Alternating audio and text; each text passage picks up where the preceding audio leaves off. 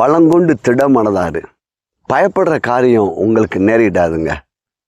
சில காரியத்தில் நீங்கள் பயந்துக்கிட்டு இருக்கிறீங்க, ஆனால் கர்த்தர் அந்த பயப்படுற அந்த காரியத்திலேருந்து கர்த்தர் உங்களை விடுதலை ஆக்குறார். தீர்க்க தரிசனமாக சொல்லுகிறேன், கர்த்தர் உங்கள் வாழ்க்கையில் இருக்கிற எல்லா நெருக்கடியை நீக்கி உங்களை உயர்ந்த அடக்கலத்தில் ஆண்டவர் வைக்கிறார். கிறிஸ்துவுக்குள் உன்னதங்களில் ஆவிக்குரிய சகல ஆசீர்வாதத்தினால் கர்த்தர் நம்மளை ஆசீர்வதிச்சிருக்காருங்க. அவரோடு கூட நம்மளை எழுப்பி உன்னதங்களில் அவரோடு கூட நம்மளை உட்கார வச்சிருக்கார். உங்கள் இடமே ஹை கிளாஸ் தாங்க.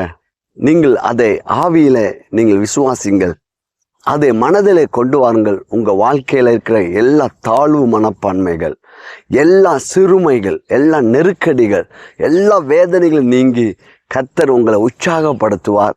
கலங்காதிருங்கள். கர்த்தருடைய கரம் உங்கள் மேலே இருக்குது. God bless you.